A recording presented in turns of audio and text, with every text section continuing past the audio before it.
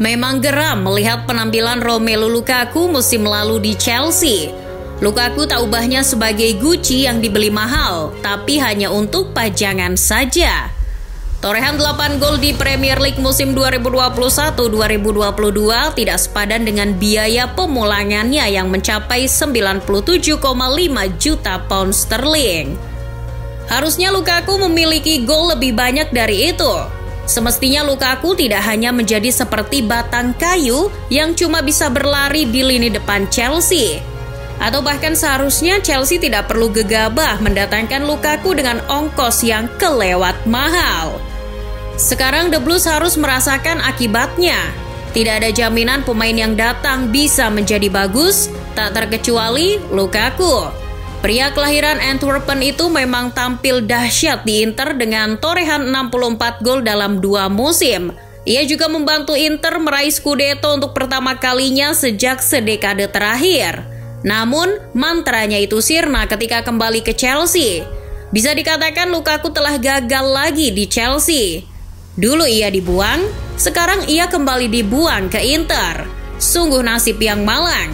Tapi di sisi lain, Lukaku masih beruntung sebab Inter masih sudi menampungnya. Penampilan buruk Lukaku di Chelsea tentu menimbulkan pertanyaan. Bagaimana mungkin striker yang begitu sangar saat berseragam Inter malah menjadi striker mental piyik ketika berseragam The Blues? Ketika kembali ke Chelsea, Lukaku memegang peran yang berbeda dari apa yang sudah ia lakukan ketika di Inter Milan. Alasan inilah yang boleh jadi membuat Lukaku tidak bisa tampil maksimal.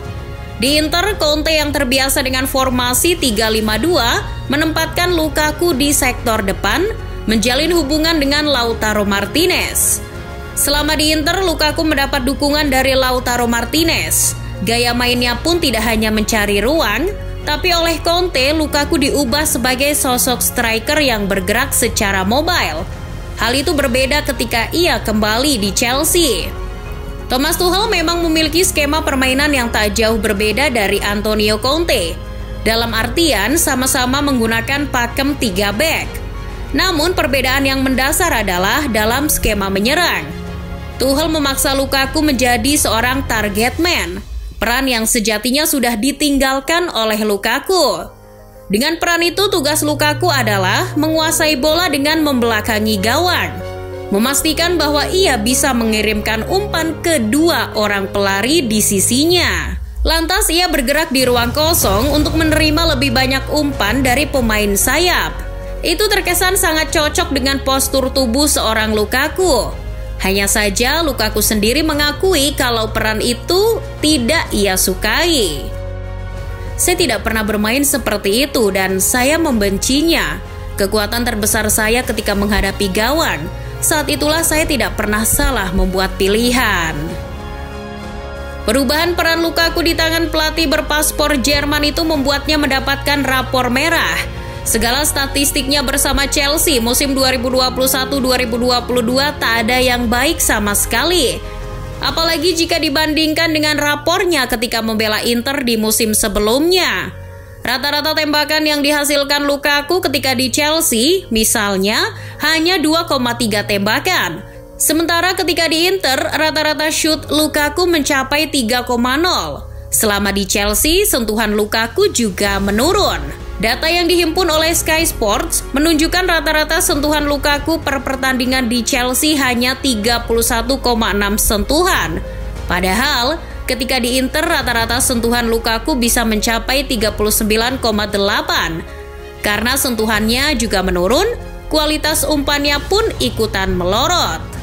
Masih dalam data Sky Sports, rata-rata umpan Lukaku per pertandingan di Chelsea hanya 18. Sedangkan ketika di Inter bisa mencapai 22,9. Catatan-catatan tadi juga pada akhirnya berpengaruh pada nilai expected goal Lukaku. Menurut FBref, nilai expected goal Lukaku di Chelsea hanya 6,8. Sedangkan ketika berada di Inter, nilainya mencapai 22,7. Dengan begitu, maka wajar kalau Lukaku hanya bisa mencetak 8 gol di Premier League musim 2021-2022. Nyatanya keberadaan Lukaku di Chelsea sendiri serba salah. Perannya yang berubah di tangan Tuchel itulah yang bikin Lukaku seperti sebatang kayu.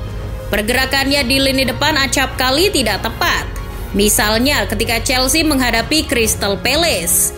Lukaku yang bermaksud bergerak ke belakang mendekati bek untuk menjemput bola, malah tidak mendapatkan bola.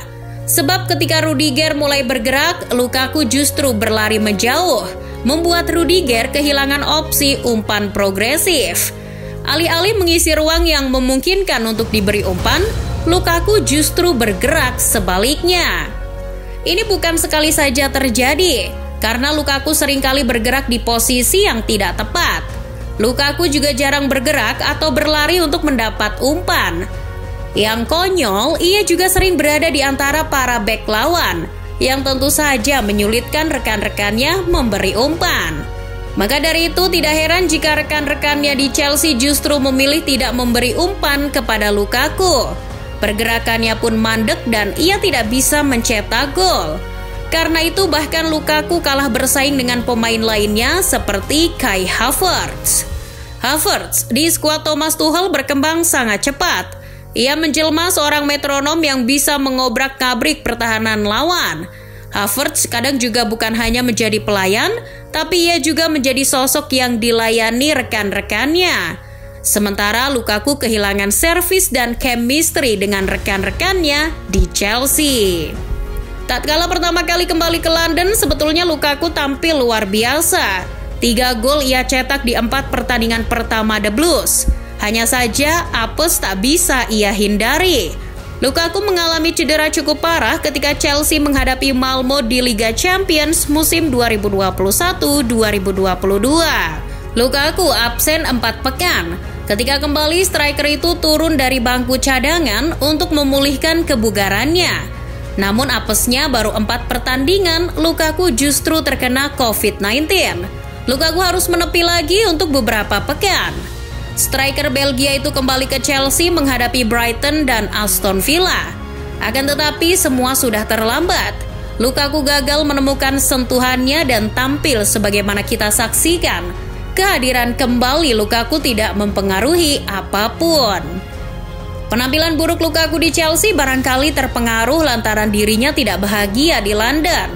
Melalui wawancara tidak resmi bersama Sky Sports Italia, Lukaku berterus terang masih ingin bermain di Inter.